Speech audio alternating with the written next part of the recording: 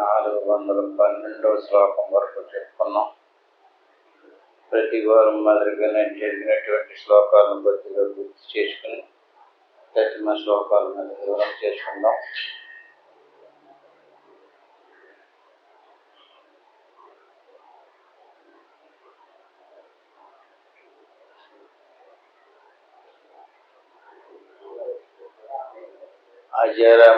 అజరమరమస్తావాస వస్తు స్వరూపం స్థిమిత చలిల రాశి ప్రక్షమాక్ష విహీనం శమిత గుణ వికారం శాశ్వతం శాంతమేకం హృది కలయతి విద్వాన్ బ్రహ్మ పూర్ణం సమాధౌ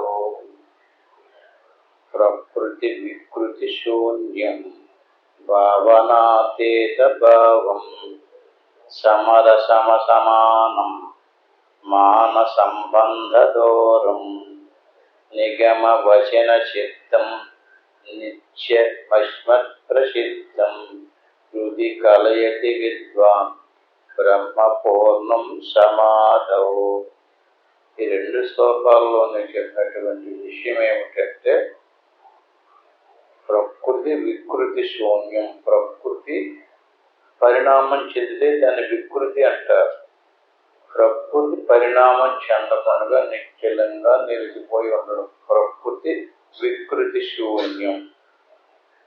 భావనాతీత భావం. ప్రకృతి మన మనసు ఉంది, నిత్యము ఏదో ఒక వస్తువుని తలపుకు తెచ్చుకుంటూ ఉంది. అవి రెండు రకాలు. ఒకటి జరిగినటువంటి విషయాలను గుర్తుకు తెచ్చుకోవటము, జరగబోయే వాటి గురించి తలపుకు తెచ్చుకోవటం. జరిగేది జరగని ఊహించుకోవడం, దాన్నే సంకల్ప వికల్పము అంటారు. ఈ రకమైనటువంటి సంకల్ప వికల్పాలు లేకుండా శూన్యం అవ్వాలి. ప్రకృతి వికృతి శూన్యం. భావనాతీత భావం. ప్రకృతి వికృతి శూన్యం. సంకల్పము వికల్పము లేకుండా ఏమవ్వాలి? శూన్యం అవ్వాలి. శూన్యం భావనాతీత భావం. మనసులో ఏ రకమైనటువంటి భావాలు లేకుండా అతీతం నిలిచిపోవటం.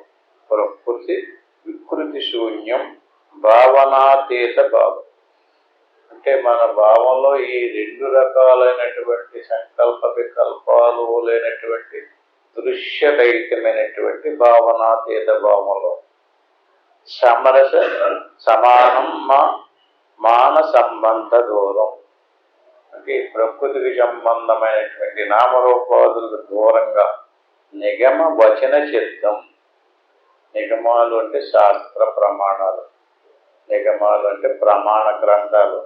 నిగమ వచన చిత్తం ఇది చెప్తున్న శాస్త్రాలన్నీ కూడా మన భావములో ఏ రకమైనటువంటి కల్పనా విషయాలు లేకుండా నామరూపరహితమైనటువంటి నిత్యమైనటువంటి నిగమ వచన చిత్తం ఎన్ని తొలగిన తర్వాత నిత్య భస్మత్ ప్రసిద్ధం.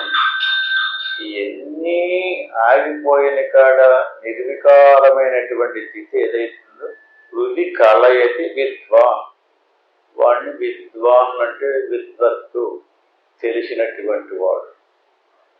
హృది ఎక్కడ తెలిసినటువంటి వాడు? బయట ప్రపంచంలో వస్తువులు పోవడం కాదు, బయట ప్రపంచంలో వస్తువుల్ని వదిలేయటము కాదు, హృదయంలో తీసేయాలి. హృదయంలో హృది కలయతి. ఏ రకమైనటువంటి హృదయంలో వస్తు భావన ఉండకూడదు. వచ్చేవి పోవేవి కూడా అన్నీ పోయిన తర్వాత పూర్తిగా నిలిచిపోయినటువంటి వాడు ఏదైతే ఉన్నది బ్రహ్మ పూర్ణం సమాధౌ. దాన్ని సమాధి అంటారు. సమాధి అంటే వేరే వేరే రకరకాల అర్థాలు కూడా చెప్తుంటారు. ఏ రకమైనటువంటి సంకల్ప వికల్పాలు లేకుండా మన హృదయంలో ఏ భావాలు లేకుండా నిశ్చలమైనటువంటి నిర్వికారపు స్థితి ఏదైతే గోచరమైందో, అనుభవానికి వచ్చిందో దాన్నే బ్రహ్మము. బ్రహ్మ పూర్ణం సమాధం. అదే బ్రహ్మము. అంటే శాస్త్రం తెలియలేనటువంటి వాళ్ళు ఏదేదో కఠోరమైనటువంటి సాధన చేసి సమాధి అంటే ఏదేదో అనుకుంటుంటారు. ఏ ఆలోచన లేనటువంటి, ఏ కల్పన లేనటువంటి స్థితినే బ్రహ్మ పూర్ణం సమాధి. ఆ సమాధి పొందినటువంటి వాడు బ్రహ్మమే అంటున్నాడు. బ్రహ్మం అంటే ఎక్కడో లేదు, ఏదో బ్రహ్మము కాదు.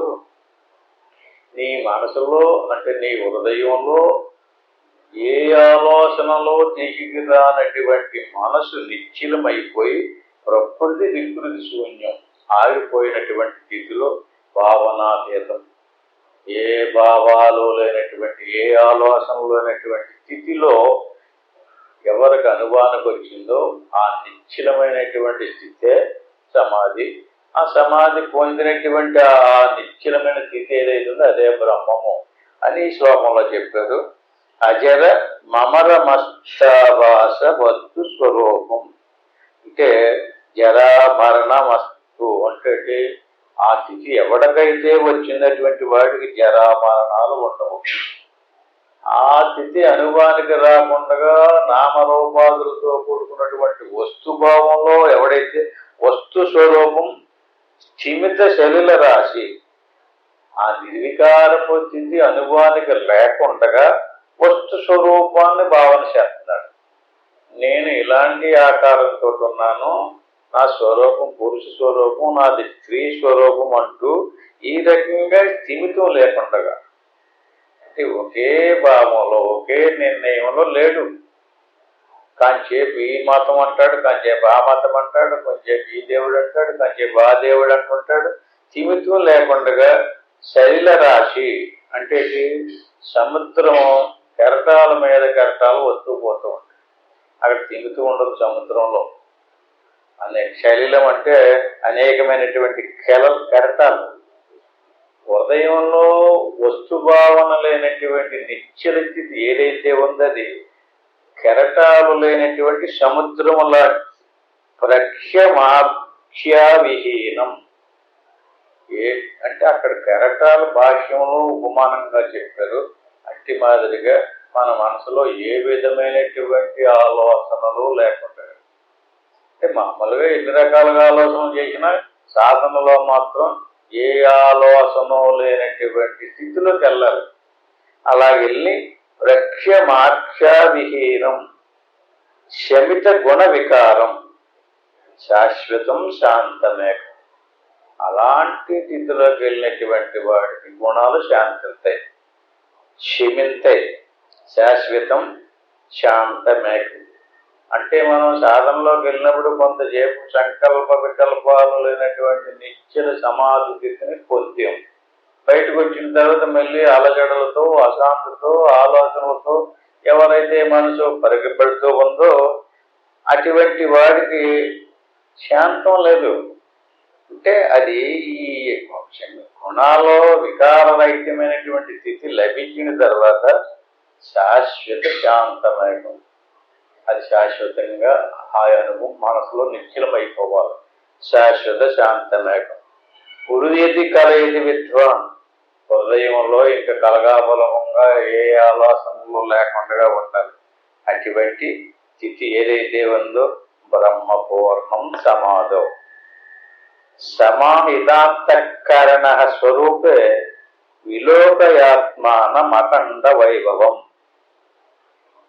సమాహితాంతఃకరణ స్వరూపే ఇవి ఏదో రకంగా ప్రతిరోజు కొంత సమయాన్ని కేటాయించుకొని నీ చిత్తాన్ని, నీ అంతఃకరణాన్ని సమాహితపరచాలి. అంటే ఒక చోటుకు ఏకాగ్రతంగా కదలకండగా ఉండేటట్టుగా చెయ్యాలి.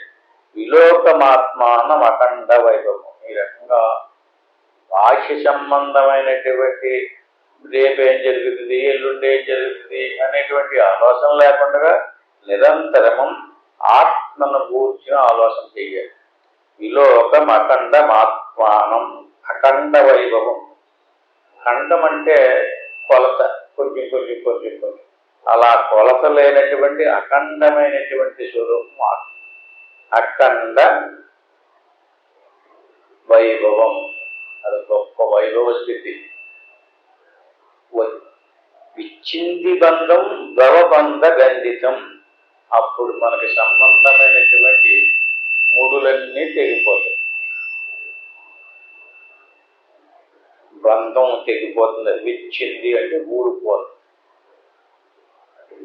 దీన్ని చిత్తు జడగంది అని కూడా అంటారు. ఆత్మ అనాత్మ సంబంధమైనటువంటి కలిసిపోయినటువంటి భావం. ఏది నేను ఏది నేను కాదు అనేటువంటి నిర్ణయం అనుభవంలోకి రాలేదు.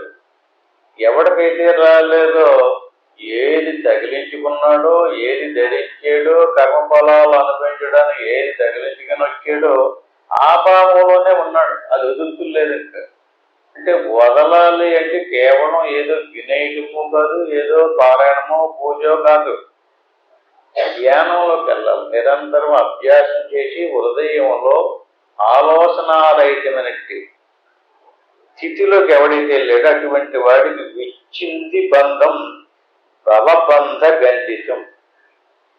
భవం అంటే రేపు జన్మ మళ్ళీ రావడానికి ఏర్పాటు చేసుకున్నటువంటి కర్మ భవము. భవం అంటే ఇప్పుడు మనం కర్మలు చేసి పూర్వజన్మలో ఆ కర్మఫలాలు అనిపించినప్పుడు భార్య నుంచి, పిల్లల నుంచి, భర్త నుంచి, లేక మన శరీరం నుంచి అనిపించేటటువంటి కర్మఫలాలన్నీ కూడా భవం బంధము. అంటే ముందు జన్మలో చేసినటువంటి భవం. ఇప్పుడు చేసినవి కాదు. ఇప్పుడు ఈ మళ్ళీ ఇప్పుడు చేసేటటువంటి ఇవన్నీ కూడా రేపు రావడానికి ఏర్పాటు అన్నమాట. మనం సంపాదించుకునేటప్పుడు ఇవాళకి ఏం కావాలో చూసి మళ్ళీ రేపటికి ఏం కావాలో ఎలా చూసుకుంటున్నాం. అట్టి మాదిరిగా రేపు మళ్ళీ మనం ఎలా మళ్ళీ జన్మకు రావడానికి సంబంధించినటువంటి ఏర్పాట్లు అన్నమాట. ఆ ఏర్పాట్లు ఇచ్చింది బంధం భవగంధ గంధితం. గంధం అంటే వాసన, అంటే సంస్కారము. ఏ వాసన? రేపు రావడానికి సంబంధించిన ప్లానింగ్ అన్నమాట. రేపు మళ్ళీ జన్మకు రావడానికి ఇప్పుడు మంచి జన్మ రావాలా, దుఃఖాలతో కూడిందా, సుఖాలతో కూడిందా, ఎలాంటి జన్మ రావాలో మనం చేసేటటువంటి కర్మలను ఆధారం చేసుకునే రేపు మళ్ళీ ఇంకో జన్మ వస్తుంది. అంటే ఇప్పుడు మనం ఏ కర్మలు చేసామో ఇవన్నీ కూడా రేపుటి కోసం. భవబంధ విచ్చింది భవగంధ గంధితం. ఆ వాసన నశించిపోతుంది. ఎప్పుడైతే వాసన నశించిపోయిందో యత్నేన పొంత్వం సఫలీకృష్య. ఈ భవబంధం అంటే రేపు రావడానికి మనం చేసేటటువంటి కర్మాలకు సంబంధించినటువంటి ఆ బంధం తెగిపోతే గంధితం ముడి ఊడిపోయింది. ముడి ఎప్పుడైతే ఊడిపోయిందో ఇంకా రేపు మళ్ళీ మనం జన్మకు తీసుకురావడానికి దానికి ఆ అవకాశం లేదు. తాడు ముడి ఊడిపోయింది, తీసుకొచ్చి పెట్టదు.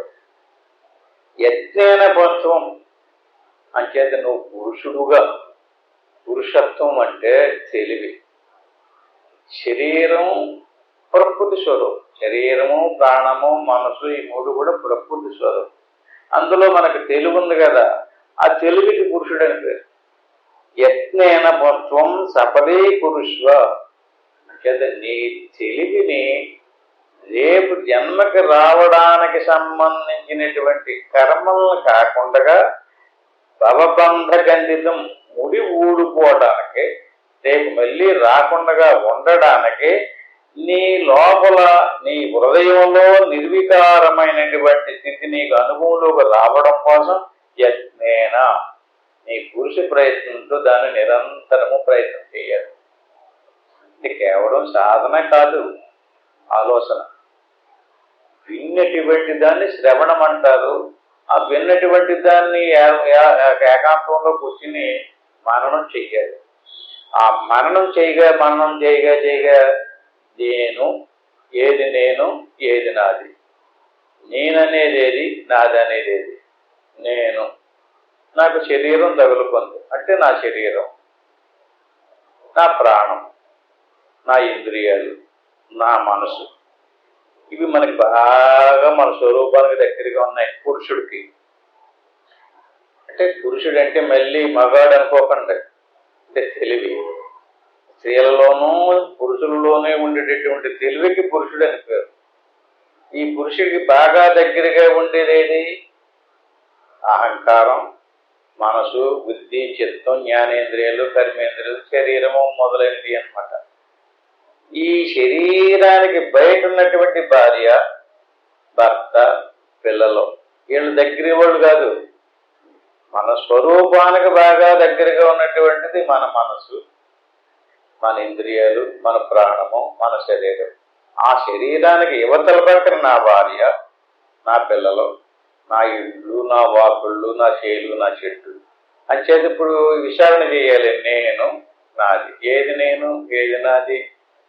నేను, నాదేది? శరీరం.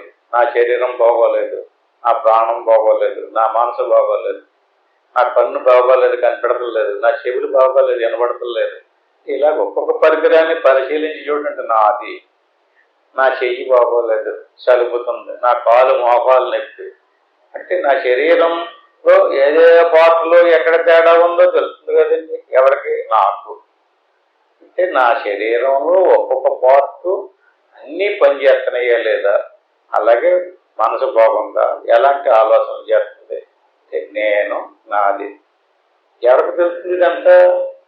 చెయ్యి చలుపుతుంది లేదా కాలు చలుపుతుంది ఎవరికి తెలుస్తుంది? నాకు.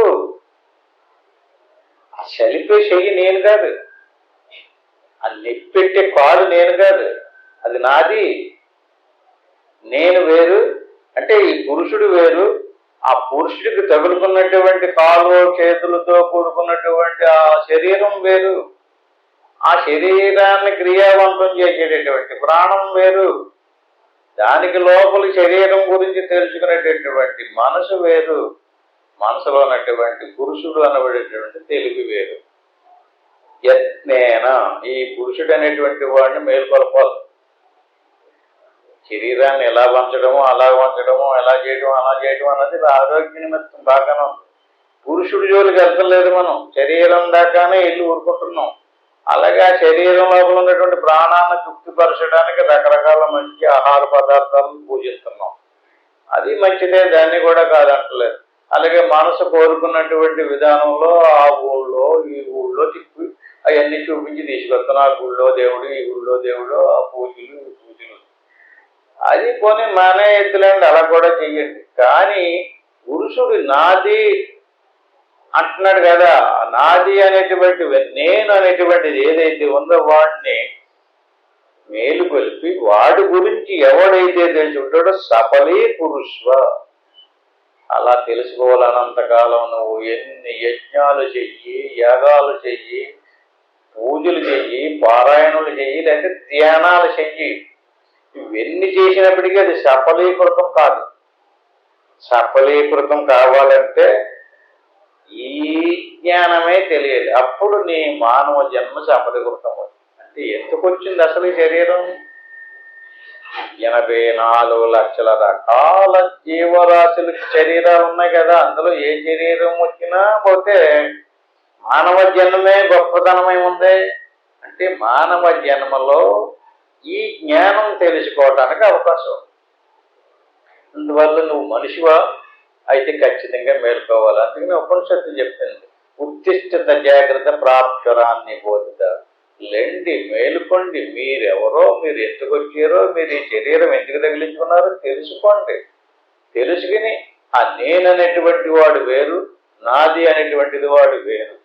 ఈ రెండింటినీ విడదీసుకుని తన స్వరూపాన్ని ఎవడైతే తెలుసుకున్నాడో వాడు వచ్చిన పని పూర్తి చేశాడు. అలాగ పూర్తి చేయలేదు కదా, మళ్ళీ వెళ్తూ వస్తూ ఎందుకు వచ్చాడు అనుకుంటున్నారండి? ఆ పని ఏదో పూర్తి చేయడం కోసం వచ్చాడు. ముందు జన్మలో పూర్తి చేయకుండా చచ్చిపోయాం. ఏం తెలుసుకోకుండా ఈ లోపల ఉన్నటువంటి పురుషుడిని కనిపెట్టలేదు. నేను అనేటువంటి వాడు పురుషుడు అంటే ఎక్కడో ఏదో దేశంలో లేడు, నేనే. ఆ నేననేవాడు ఎవడో వాడిని కనిపెట్టలేదు. అది నాకు తెలుస్తలేదండి, మీరు చెప్పినట్టుగా మేము చాలా జాతం చేస్తున్నాం కానీ నాకు అది ఏమీ కనిపించలేదండి అంటాడు. అది కనిపించే వస్తువు కాదు. శరీరం కనపడుతుంది, ప్రాణం కనపడుతుంది, మనసు కనపడుతుంది, ఇంద్రియాలు కనపడుతుంది. ఆ ఈతలకు వచ్చిన తర్వాత భార్య కనపడుతుంది, పిల్లలు కనపడతారు, ప్రపంచం కనపడుతుంది. కానీ నేను, నేను నాకు ఎలా కనపడుతుందండి? ఇప్పుడు మన కన్ను ఉందండి, కంటితోటి సమస్త ప్రపంచాన్ని చూస్తున్నాం, ప్రపంచంలోని వస్తువులన్నీ చూస్తున్నాం. దేంతోని? కంటితోని. ఇప్పుడు కంటితో కన్నును చూడండి. అన్నిటిని చూసేటటువంటి కన్ను అన్నీ చూస్తుంది కదా, దాన్ని తిప్పి కన్నుతో చూడండి. కన్నుతో చూడమంటే ఇప్పుడు కన్నులు ఇలా గుడ్లు పైకెట్టి చూస్తారు, అలా కన్ను కనపడుతుందా? చూసేదాన్ని ఎలా చూడాలి? చూసేది చూడబడేది, తెలుసుకునేది తెలియబడేది. దాన్ని తెలుసుకున్నాడా సఫలీ పురుష. ఎక్కడికో వెళ్ళిపోకలేదు. అంటే మనకు అనుభవపూర్వకంగా తెలియాలంటే సమాధిలోకి వెళ్ళి సంకల్ప వికల్పాలు నిశ్చలమైనటువంటి స్థితిలో ఆ స్థితి మనకు బాగా అనుభవానికి వస్తుంది. ఎప్పుడైతే అనుభవానికి వచ్చిందో బయటకు వచ్చిన తర్వాత ఖాళీగాకి వచ్చినప్పుడు ఈ నేను తెలుసుకునేటటువంటి వాడు, తెలియబడేటటువంటి దృశ్య సముదాయి ఎన్నింటినీ ఎడగొట్టుకుని సర్వోపాధి వినిర్ముక్తం సచ్చిదానందమద్వయం. సర్వోపాధి వినిర్ముక్తం. ఎన్ని రకాల ఉపాధులో ఎన్ని వచ్చినాయో ఇప్పటికి.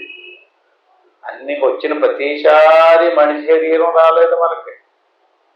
అనేక శరీరాలు వచ్చినాయి, ఎలిని అనేక శరీరాలు వచ్చినాయి. అలాగే ఇప్పుడు ప్రపంచంలో అనేక మంది శరీరాలు ధరించున్నారు. అందరిని అలా చూడండి, అందరంతా చూడండి. వాళ్ళ దృష్టి తన స్వరూపం మీద లేదు, తను తగిలించుకునేటువంటి శరీరం మీద ఉంది దృష్టి అంతా కూడా. అంచేత ఎలా చూడాలి? అలాగ అందరంతా సర్వోపాధి వినిర్ముక్తం. నువ్వు గనక ఆ నేనుని దర్శించి ఉపాధి రహితమైనటువంటి తన స్వరూపాన్ని చూడడం గనక వస్తే అందరినీ అలా చూసాడు అనుకోండి, అందరు ఉపాధుల లోపల ఏ స్వరూపమైతే ఉందో సర్వోపాధి వినిర్ముక్తం. ఉపాధి అంటే ఏంటండి? అసలు పదే ఉపాధి అని వాడుతున్నాం కదా. ఉపాధి అంటే ముసుకంతే. మీరు దప్పుడు ముసుగేసుకున్నారనుకోండి, మీ ముఖం ఎలా ఉందో కనపడదు. కొంతమంది ముసుగేసుకుని పోతుంటారు కదా, దొంగతనాలు చేసేవాళ్ళు కడతాను. ఎందుకంటే ముఖం కనిపెట్టకుండా ఉండడం కోసం. ముసుగు ఎందుకు వేస్తారండి? కనిపించకుండా ఉండడం కోసం. అంటే అట్టి మాదిరిగా ఆ ముసుగుకి ఉపాధి అని పేరు. ఉపాధి ఏది? ఇప్పుడు మన శరీరం ఒక ఉపాధి, ఇది ఒక ముసుగు. మన లోపల ఉన్నటువంటి ప్రాణం ఒక ముసుగు, అదొక ఉపాధి. దానికి లోపల మనసు అదొక ఉపాధి. వీటిని వివరంగా కోశాల కింద చెప్పారు. చాలాసార్లు చెప్పుకున్నాం. అన్నమయ కోశము అంటే అన్నం చేత నిర్మితమైనటువంటి శరీరానికి అన్నమయ కోశం అని పేరు. కోశం అంటే ముసుగు. అంటే పూర్వం రాజులు కత్తిని మెడలో పెట్టుకుని అందులో కత్తి పెట్టేవారు వర, అది దాని కోశం అంటారు. అట్టి మాదిరిగా అన్నమయ కోశం లోపల ప్రాణమయ కోశం, అది కోశమే, అది ఉపాధే, అది ఆత్మ కాదు.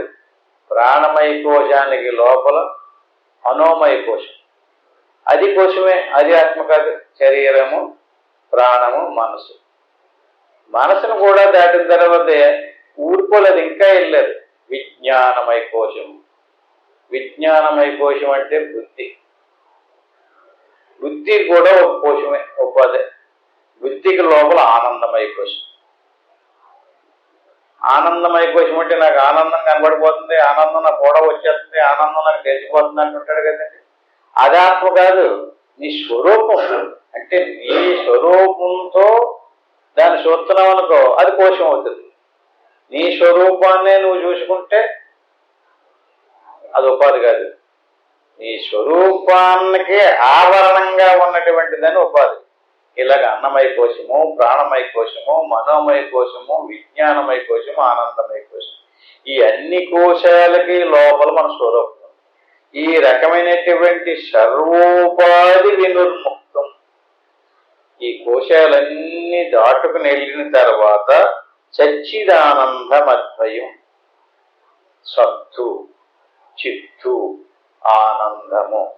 అంటే అక్కడ దుఃఖం లేదు, బాధ లేదు, భయం లేదు, కర్మ లేదు, బంధం లేదు, వినిర్ముక్తం అయిపోయింది. అది సచ్చిదానంద స్వరూపం. ద్వయం అంటే రెండు, అద్వయం అంటే ఒకటే. ఇప్పుడు దాకా మనకి శరీరం ఒకటి ఉంది, ప్రాణం ఒకటి ఉంది, మనసు ఒకటి ఉంది, బుద్ధి ఒకటి ఉంది, ఇలా వెళ్ళాం కదా. మరి బయటకు వచ్చిన తర్వాత అనేక జీవరాశులు కనపడుతున్నాయి కదా. ఈ లోపలికి వెళ్ళినటువంటి వాడు ఒక్కయ్యాడు. తినే అనేక జీవులు లేవు. జీవుడు దేవుడు కలిసిపోయాడు. జీవుడు దేవుడు కలిసిపోయినటువంటి స్థితికి అద్వైతము అని పేరు. ఏమాత్రం కొంచెం బయటకు వచ్చి నాకు అది కనపడింది, నాకు ఇది కనపడింది, నేను ఇది అయ్యాను, నేను అది అయ్యాను అన్నాడు కదా, వాడు దర్శించినటువంటి వస్తువు రెండయ్యింది. దీనికి ద్వైతము అని పేరు. ద్వైతములో ఉన్నాడంటే ఇంకా ఉపాధి వినిర్ముక్తం కాలేదు, అంటే అద్వైతంలోకి వెళ్ళాలి. అద్వైతం అంటే ఏకమేవ అద్వితీయం బ్రహ్మ, అది దేవుడే. అంటే నువ్వు దేవుడు అయిపోయావు అన్నమాట. నేను దేవుణ్ణి అయిపోయాను అన్నాడు అనుకోని మళ్ళీనే ద్వైతం వస్తుంది. అది అలాగా, ఎందుకంటే నేను దేవుణ్ణి అయిపోయాను అన్నాడంటే మనసు ఉపయోగిస్తున్నాడు అతను. మనసుని ఎక్కడ ఉపయోగిస్తున్నాడో అక్కడ సత్యం తెలుసుకోలేదు, అంటే అక్కడ తెలియబడేది లేదు. ఏమని చెప్పాడు ఇక్కడ? భావనారహిత స్థితి, ఆలోచనారహిత స్థితి. తెలియబడేది కాదు, తెలుసుకునేది కాదు, నిశ్చలమైనటువంటి నిర్వికారపు స్థితి. అంచేత భావయాత్మానమాత్మత్వం. ఇప్పుడు మనకు ఆత్మ ఉంది, ఆత్మలో మనసు ఉంది, మనసు ఒక తెలివి ఉంది. ఇప్పుడు భావయాత్మానమాత్మత్వం నా భూయ కల్పసేధ్వనే. అంటే నీ భావం ఇది అది ఇది అదంటూ విక్షేపంతో ఉంది కదా. భావయాత్మానమాత్మ, నీ భావాలన్నీ ఆత్మలో విలీనమైపోవాలి. నేను నాది అనేటువంటి దృశ్య సముదాయం ఏదైతే ఉందో అదంతా ఒక తాటి మీదకి వచ్చేసి గోదావరిలో నీరు సముద్రంలో కలిసిపోయినట్టుగా భావయాత్మానమాత్మత్వం ఎందులో కలిసిపోవాలి? ఆత్మలో విలీనమైపోవాలి. నా భూయ కల్పసేధ్వనే. అటువంటి వాడికి మళ్ళీ జన్మలు రావు. దేవుడిలో కలిసిపోయాడు. జీవుడికి దేవుడికి భేదం లేదు. జీవుడు దేవుడు ఇద్దరుంటే అద్వైతం. జీవుడు దేవుడు లేరు, ఒకటైపోయారు, అది అద్వైతం. జీవుడు దేవుడు ప్రకృతి మూడు ఉన్నాయి. మూడు ఉంటే విశిష్టాద్వైతం, రెండుంటే ద్వైతం, మూడు ఉంటే విశిష్టాద్వైతం, ఒకటే అద్వైతం. అంటే ఇప్పుడు మనం ఎందులో ఉన్నాం? ద్వైతంలో ఉన్నాం, విశిష్టాద్వైతంలో కూడా ఉన్నాం. ద్వైతంలోకి ఉన్నానని చెప్పుకోవటం కాదు, ద్వైతంలోకి వెళ్ళాలి, అద్వైతంలోకి వెళ్ళాలి. అద్వైతంలోకి వెళ్తే ఏమైంది? అక్కడ నా భూయ కల్పసేతువనే. ఇంకా అక్కడ కల్పించేటటువంటి వస్తు సముదాయం లేనటువంటి ఒకే స్వరూపంలో విలీనమైపోయాడు. అటువంటి వాడు బయటకు వచ్చి ఆ అనుభవంతో, శాస్త్రజ్ఞానము, గురువు జ్ఞానము, అనుభవ జ్ఞానంతో సాయేవ హంస పరిదృశ్యమాన. ఇప్పుడు మనం నడిచి వెళుతున్నాం అనుకోండి, వెళ్ళేటప్పుడు మనకి ఎలుగులో సూర్యుడి ప్రకాశంలో మన శరీరానికి నీడ పడుతుంది. ఆ నీడకు ఛాయ అని పేరు. మన స్వరూపానికి సంబంధించిన నీడ. ఛాయేవ పుంస పరిదృశ్యమాన అంటే శరీరం యొక్క నీడ వలె ఆవాస రూపేణ ఫలానుభూత్య. అంటే మనం వెళ్ళేటప్పుడు మన శరీరం యొక్క నీడ మనకలాగే ఉంటుంది. మన చెయ్యి ఊపితే అది ఊపిద్ది, కాలు ఊపితే అది కాలు ఊపిద్ది, మనం తల ఊపితే అది తల ఊపిద్ది, మనం తల ఎరబోసుకుంటే అది తల ఎరబోసుకుంటే. అంటే మన ఆకారం ఎలా ఉందో సేమ్ టు సేమ్ ఆ ఛాయ నీడ చూపెడుతుంది కదా. అందుకని చెప్పేసి నీడ మనం అనుకుంటామా? ఏం చేస్తాం? అంత నీవు ఎలాగున్నావో అలాగ చూపించినప్పటికీ కూడా ఆ ఛాయని నువ్వు అనుకోవు, నీడను నువ్వు అనుకోవు. నీడ అని వదిలేస్తావు, పట్టుకుంటావా? పట్టుకోవు కదా. దాని మీద ప్రాణం పెట్టుకుంటావా? పెట్టుకోవు కదా. ఎందుకని? అది నీడది. దాని మీద ప్రామేటి, నీడ మీద. అట్టి మాదిరిగా సాయేన పుంస పరిదృశ్యమాన. నీకు గనక జ్ఞానం ఉంటే, నీకు గనక తెలివి కలిగితే, నీవు కేవలం అనుభవంలోకి వెళ్ళి ఆత్మానుభూతిని గనక పొందితే, ఈ శరీర ప్రాణమానసాదులతో కూడుకున్నటువంటి దృశ్య సముదాయాన్ని సాయేవ పుంస పరిదృశ్యమాన. ఎలాగైతే పురుషుడు తన నీడనే తీసుకోవడో, ఆ నీడ గురించి పట్టించుకోవడో, దాని మీద ఏ ప్రేమ ఎలా పెట్టుకోవడో, అట్టి మాదిరిగా పరిదృశ్యమాన. ఈ శరీర ప్రాణమానుసారంతో కూడుకున్నటువంటి ఉపాధిని దృశ్యమాన. ఇదొక దృశ్యంగా, అదొక నీడగా సత్యం తెలియకపోవడం వల్ల తగులుకుంది ఈ ఉపాధి. ఇప్పుడు నాకు జ్ఞానం కలిగింది, నేను ఆత్మస్వరూపాన్ని, ఇది కాదు ఆభాస రూపేణ ఫలానుభూత్వ.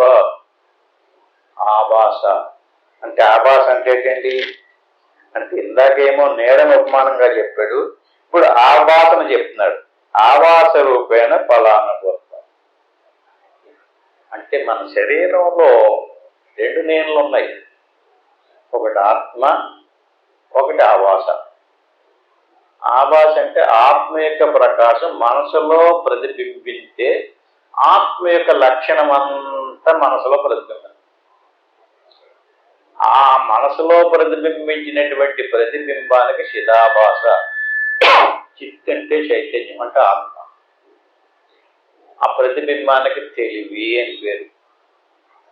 తెలివి వచ్చినప్పుడు నేను పురుషుణ్ణి, నేను స్త్రీని, నాది ఇది, నాది అది అంటున్నాడు కదా. ఆ తెలివి పోయినప్పుడు, నిద్రపోయినప్పుడు ఏది లేదు? మనసు లేదు. మనసు లేని కాడు ఏం లేదు? తెలివి లేదు. మళ్ళీ మెలుగులోకి వచ్చాడు, మనసు వచ్చింది, తెలివి వచ్చింది. అంటే ఏమర్థమైంది అక్కడ?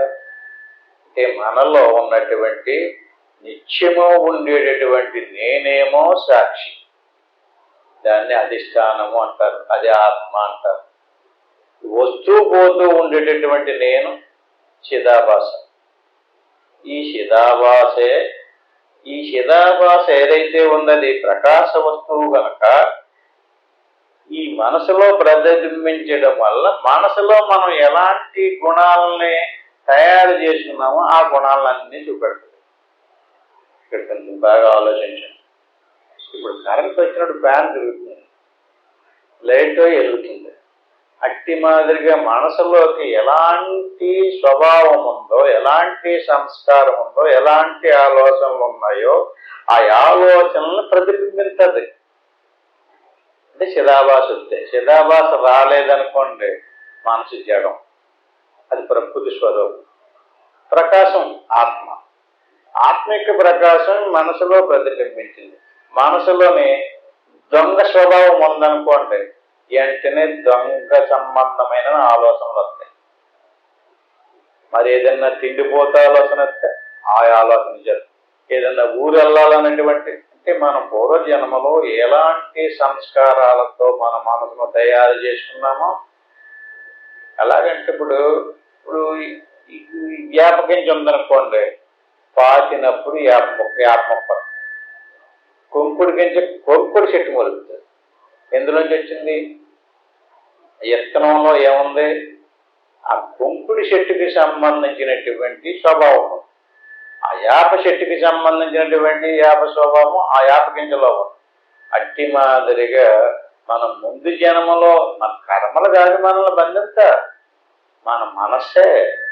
మన మనసులో ఏ రకమైనటువంటి స్వభావంతో చచ్చిపోయామో ఆ స్వభావం నశించదు, శరీరమే చచ్చిపోతుంది. శరీరం పోయింది, మనసు చావలేదు. అంటే విత్తనం పోలేదు, చెట్టు చచ్చిపోయింది, విత్తనం ఉండిపోయింది.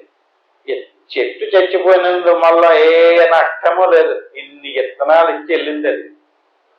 అట్టి మాదిరిగా మన మనసులో ఏ రకమైనటువంటి నా భార్య, నా పిల్లలు, నా వస్తువులు, నా ఊరు, నా దేశము అంటూ ఏదేదో ఒక స్వభావం, ఆ స్వభావానికి తగ్గట్టుగా మళ్ళీ ఏదేదో రకరకాల సంస్కారాలు, రకరకాల స్వభావాలు. ఆ స్వభావాలు నశించవు. అలవాట్లు అంటారంట.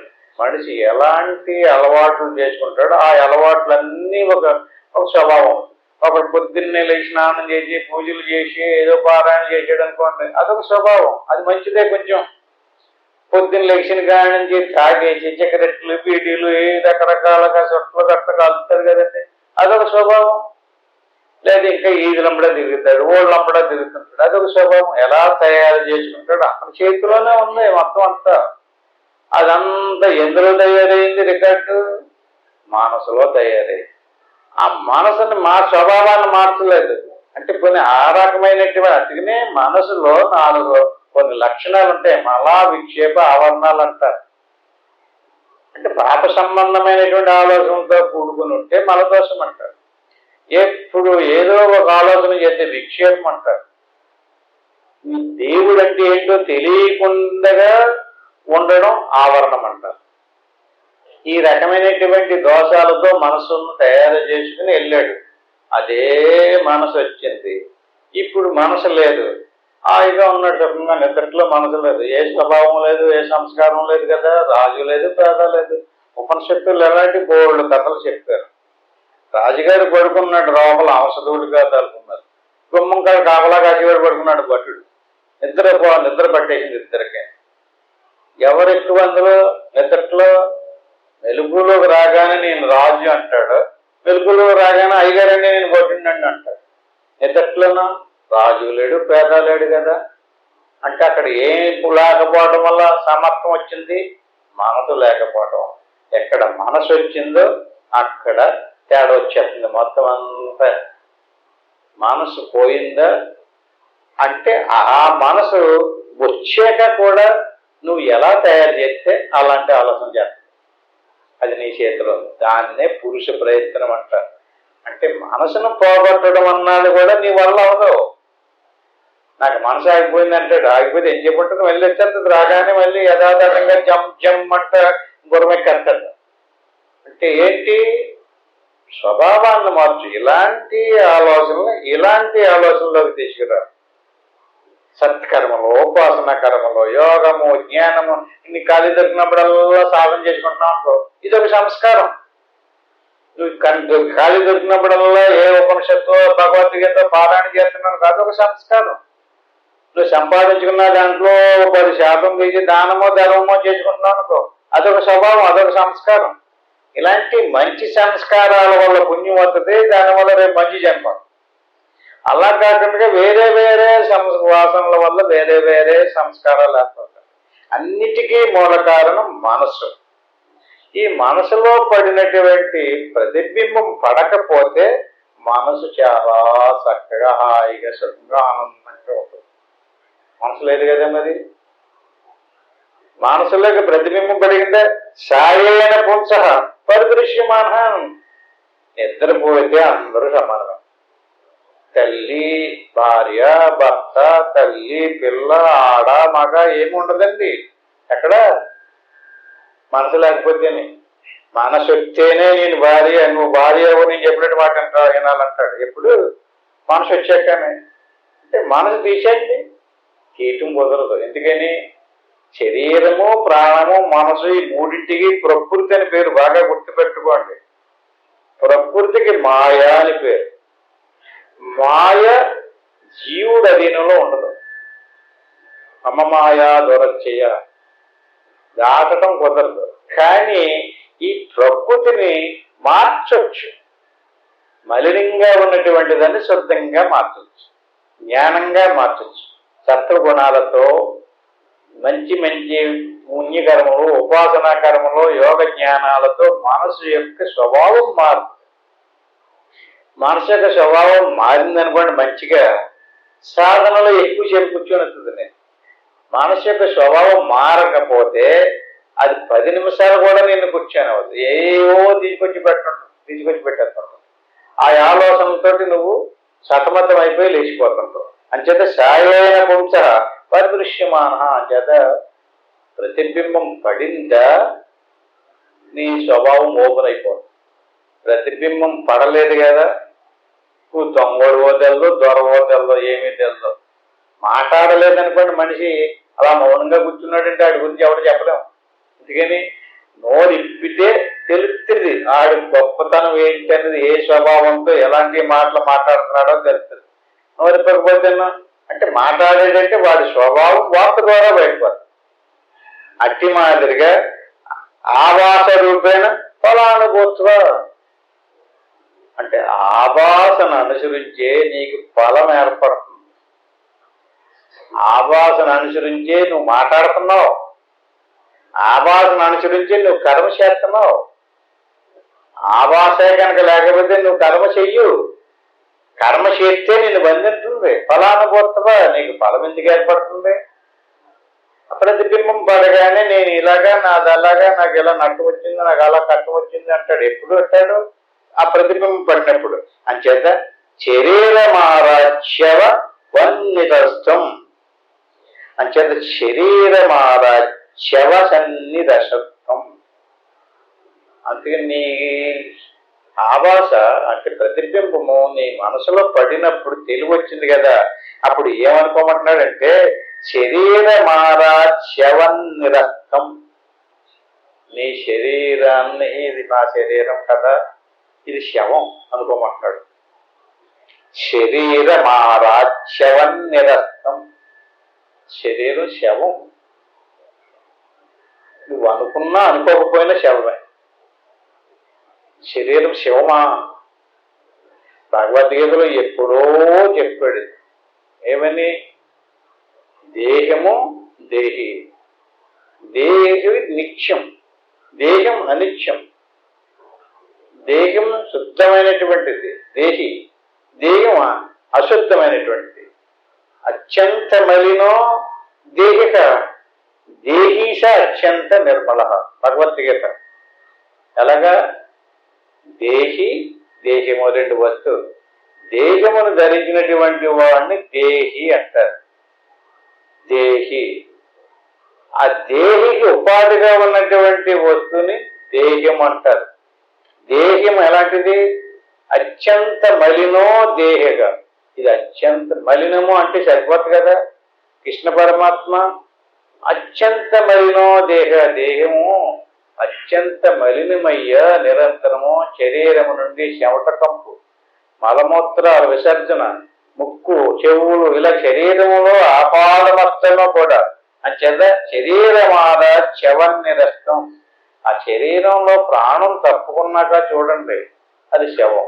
ప్రాణం ఉండడం వల్ల శవం లాంటి శరీరాన్ని శివం లాగా చైతన్యంతో, అంటే శరీరంలో ప్రాణం ఉంది, దానికి లోపల మనసు ఉంది, దానికి లోపల పరమాత్మ స్వరూపం యొక్క ఆభాస ప్రతిబింబిస్తుంది, తేలిగి వచ్చింది.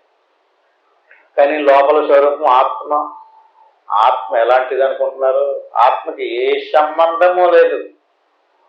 సుఖ దుఃఖే సమేకత్వ, లాభాలాభవు జయ జయో. దానికి జయంతో కానీ, అపజయంతో కానీ, లాభంతో కానీ, నష్టంతో కానీ, సుఖంతో కానీ, దుఃఖంతో కానీ ఏ సంబంధం లేదు. అది బెల్లం కొట్టిన ఇలాగ కథలతో మెదలు ఎప్పుడు శాశ్వతంగా ఉంటుంది. దానికి సావు లేదు, పుట్టుక లేదు, పరిణామం చెందదు, నిత్య చత్యమైనటువంటిది. అందుకనే దాన్ని సాక్షి అన్నారు. అది మన స్వరూపం. అంటే మన స్వరూపాన్ని మనం వదిలేచుకుని, మన స్వరూపం యొక్క ప్రకాశంతో మనసులో ప్రతిబింబించినటువంటి ప్రతిబింబపు తెలివితో మనసులో ఉండేటువంటి స్వభావాన్ని అనుసరించి మనం మాట్లాడుతున్నాం, మనం పనులు చేస్తున్నాం. అందుకని శరీరమారా శవన్నిరస్తం. చేత నువ్వు నిరంతరము మెలకులో వచ్చిన ఈ శరీరం ఎన్ని రోజులు ఉంటుంది, ఎప్పుడు పోతుందో తెలుసు.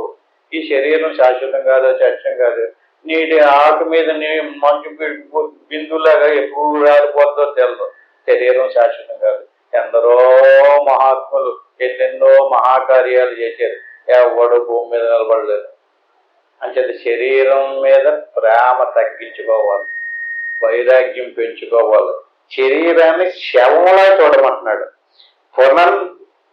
పునర్నశం దత్త ఇదం మహాత్మ. అటువంటి వాడు మహాత్ముడు. శరీరం మీద వైరాగ్యం కలిగి, అంటే మళ్ళీ పనులు మానేమంటలేదు చూసుకోండి. ఈ భావనే మార్చమంటున్నాడు. ఎందుకంటే భావన మనసులోనే ఉంది. భావన వల్లే మనసు యొక్క స్వభావం ఏర్పడుతుంది. మంచి మంచి పనులు చేయండి, పూజలు చేసుకోండి, పారాయణ చేసుకోండి, దానాలు ధర్మాలు చేసుకోండి, కానీ వాటితో సరిపోదు. జ్ఞానం సంపాదించుకోండి. మీరు ఆత్మస్వరూపాన్ని, ఆత్మకి పరమాత్మకి భేదం లేదు. అసంశం దత్త యదుం మహాత్మ. ఇంకెప్పుడైతే ఈ రకంగా శరీరం ఒక శవం లాంటిది అనేటువంటి భావన జ్ఞానం సంపాదించుకుంటే ఇంక దాన్ని పునర్నసందత్త యదుం మహాత్మ, ఇంక దాన్ని మళ్ళీ స్వీకరించరు. ఒక్కసారి త్యాగం చేసిన తర్వాత మనం భోజనం చేసామనుకోండి, ఆ తిన్నాకు పట్టుకుని దూరంగా పడతాం. అది మనం తిన్నాకే మళ్ళీ ఎగిరొచ్చి మన మీద పడిందంటే ఏం చేద్దామంటే చిరాకు పడతాం. అదేంటంటే అది ఏదైనా ఇంకొక వస్తువు ఏం కాదు కదా, మనం భోజనం చేసాం, చక్కగా పంచపక్ష పరమాన్నాలతో వడ్డించారు, ఆకు తీసేసి అలా పక్కన పడేసాం, అది తిన్నగా ఎగురొచ్చేసింది. ఎగురొచ్చి మన మీద పడింది. వెంటనే దాన్ని చిరాకు పడిపోయాం. అయితే అలా దూరంగా పడవచ్చు కదా, ఇక్కడే చేపట్టాడు. ఆడు తిన్నాకు ముట్టుకోవడానికే అది చిరాకు పడిపోతాం తిన్నా తర్వాత. ఈ రకంగా సతత విమల బోధానంద రూపం సమేక్ష. దీని యొక్క లక్షణాలని పరిశీలించు, దాని యొక్క లక్షణాన్ని కూడా నీ మనసుతోటే పరిశీలించాలి. అంటే నీ స్వరూపం యొక్క లక్షణాలని, నీ శరీరం యొక్క లక్షణాలని కూడా నీ మనసుతోటే, నీ మనసులోకి తెలివి వచ్చింది కదా, చిదాభాస వచ్చింది కదా, వచ్చిన వెంటనే శరీరం గురించి పరిశీలించి, దీని పోగొట్ట ఎలాంటిదా, దీని స్వభావం ఎలాంటిదా, దీని లక్షణం ఎలాంటిదా అని నీకు తెలిసిందనుకో, దానికి సంబంధించినటువంటి జ్ఞానం నీకు కలుగుతుంది కదా. అప్పుడు మనసులో దానికి సంబంధించినటువంటి సంస్కారం వాసన ఏర్పడుతుంది కదా. అదే మనసును లోపలికి తిప్పి సచ్చిదానంద స్వరూపమైనటువంటి సతత విమల బోధానంద రూపం సమేక్ష. ఎప్పుడు నిత్యము సత్యము జ్ఞానము అనంతము ఆనంద స్వరూపమైనటువంటి ఆత్మ ఎప్పుడు మార్పు చెందదు. దాన్ని గురించి ఆలోచన చేయి, ఆ స్వభావం ఏర్పడు. ఆ స్వభావం ఏర్పడిపోయింది అనుకోండి, మోక్షం అంటే ఏంటి? మనసు ఇలా మారిపోతే బంధం, అలా మారిపోతే మోక్షం. అంతే. మనసును వదలొద్దు, దాటొద్దు, మార్చండి. ఎలా మార్చాలి?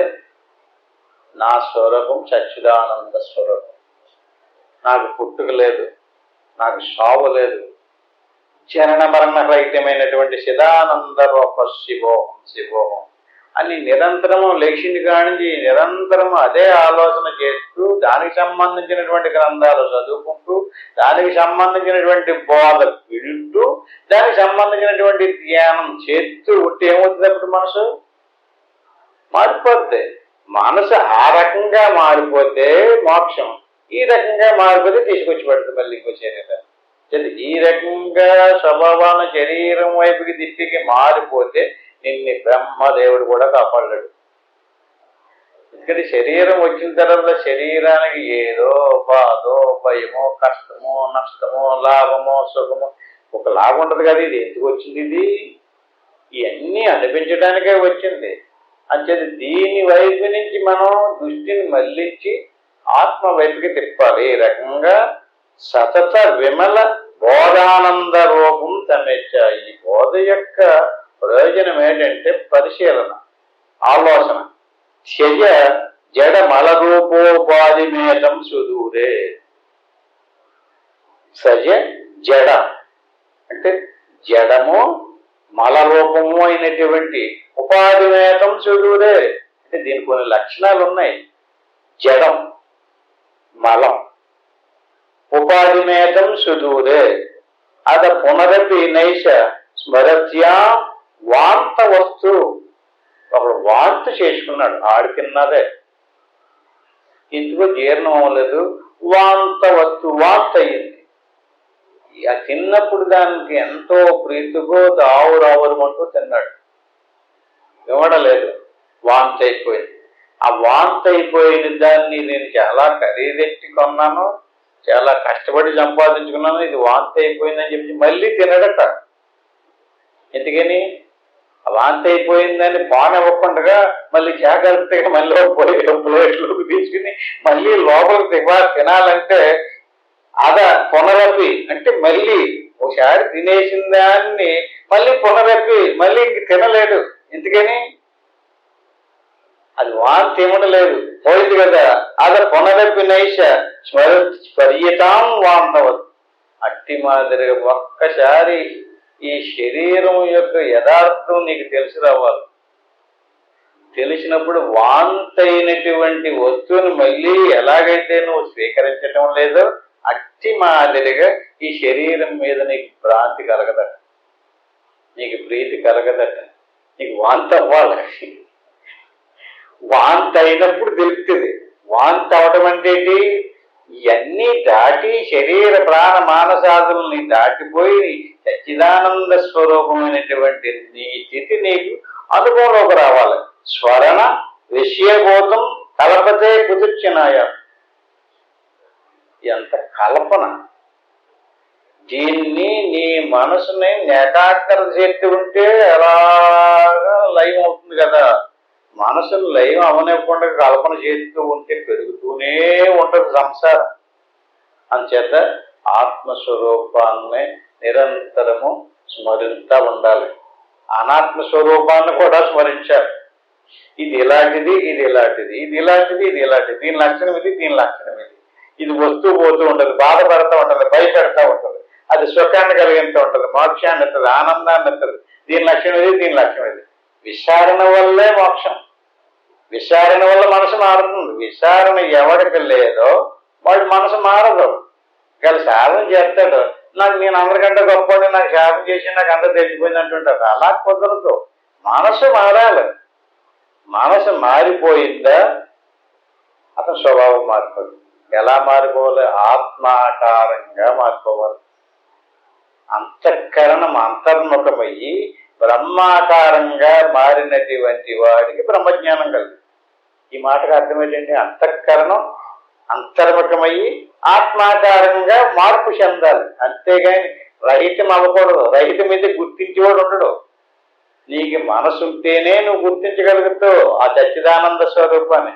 మనసు రహితమైతే గుర్తించలేవు. అంచేత మనసు ఆత్మాకారంగా మారిపోవాలి.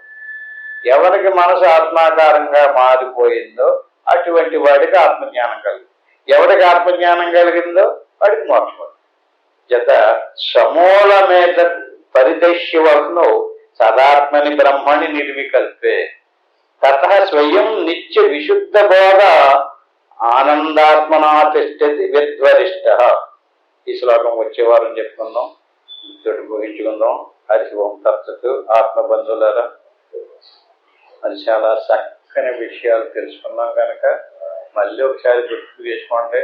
మన మనసు ఆత్మాకారంగా మారిపోవాలి. ఎందుకు మారుతుందండి? ఇందాకే చెప్పుకున్నాం కదా, దేనిని గురించి మనసు స్వరింత ఉంటుందో తదాకారం చెందుతుంది. ఆవు అనుకుంటే ఆవాకారం ధరిస్తుంది కదా. అట్టి మాదిరిగా ఆత్మ, పరమాత్మ, బ్రహ్మము, దేవుడు దేవుడు దేవుడు అంటుంటే మన మనసు దేవుని యొక్క ఆకారంగా మారుతుంది. అలా కాకుండా ప్రాపంచిక సంబంధమైనటువంటి వస్తువుల గురించి తలుచుకుంటే ఆ ఆకారంగా చెందుతుంది. జత ఆత్మాకారంగా మనసు మార్పు చెందడమే జ్ఞానానికి మూల కారణం కనుక చక్కగా నిరంతరం విచారణ చేయండి. విచారణ చేస్తూ ధ్యానం చేయండి. ధ్యానం ఎలా చేయాలి? ఇలా చక్కగా కూర్చుని గురు బ్రహ్మ గురు విష్ణు గురుదేవ మహేశ్వర గురువు సాక్షాత్తు పరబ్రహ్మ తస్మై శ్రీ గురవే. దీన్ని గురుమంత్రం అంటారు. దీన్ని ఒకసారి అనుకుని ఆ పని ఏమీ అనుకోకుండా వస్తూ పోతూ ఉండేటువంటి శ్వాసను గమనిస్తూ ఉండడమే సోహం భావ ధ్యానం. సోహం అంటే అదే నేను అనే భావన. అంచేత మీరు ఇంటికి వెళ్ళిన తర్వాత ఎవరెవరికి ఎంతంత అవకాశం అంత ప్రయత్నం చేయండి. ఇక నేను ఓంకారం చెప్పేదాకా చక్కగా అందరూ కూడా ఏకాగ్రతగా గమనిస్తూ ఉండండి. ఓం తత్సత్.